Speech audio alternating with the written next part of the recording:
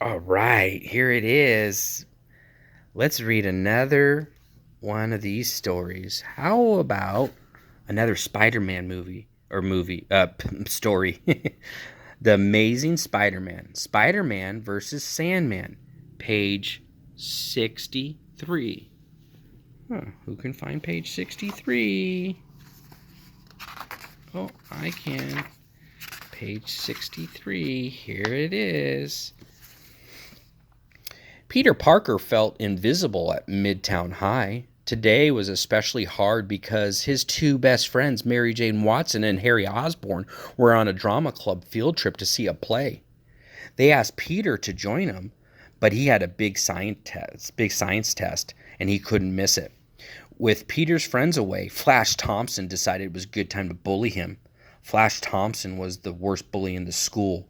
He wouldn't leave Peter alone. He tried to cheat off Peter when their teacher wasn't looking. Turn the page.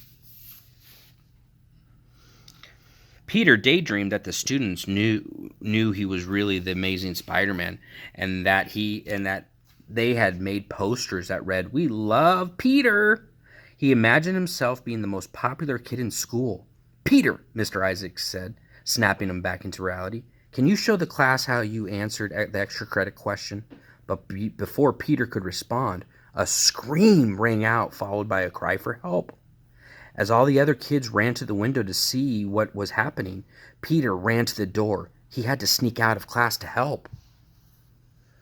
When he exited the school, he wasn't Peter Parker, he was Spider-Man. And Spider-Man was shocked to see the Sandman running down the street. He had to catch the villain before he got away. Sandman was moving fast, so Spider-Man had to move faster. He shot a web and swung high into the sky, landing safely atop a school bus that was headed in the same direction as Sandman. Whoa.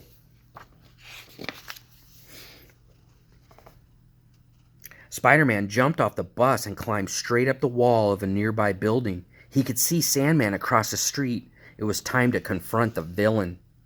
"Stop it, Sandy," Spidey shouted. Spider-Man leaped off the wall and landed hard on top of Sandman, but the powerful Sandman just pushed off the wall crawler. Uh-oh. The villain laughed as he tried to intimidate Spider-Man with his height. "Out of my way, runt. You'll never beat the Sandman." Sandman was a bully like Flash Thompson, and he needed to be stopped. Turn the page. Whoa. Sandman enlarged his fist and brought them down like two giant sledgehammers. Thanks to his spider sense that warned him of danger, Spider-Man jumped back just in the nick of time.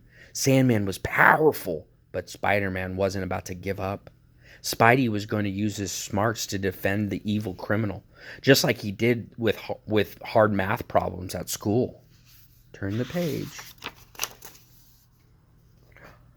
With all his strength, Spider-Man punched Sandman, but the web slinger's hand went right through the villain's body. Uh-oh. "This is going to be harder than I thought," Spider-Man said to himself.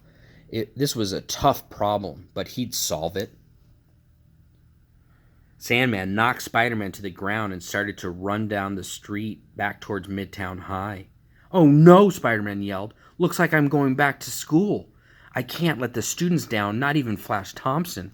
I got to outsmart Sandman," Peter said to himself as he raced down the street after Sandman. Turn the page.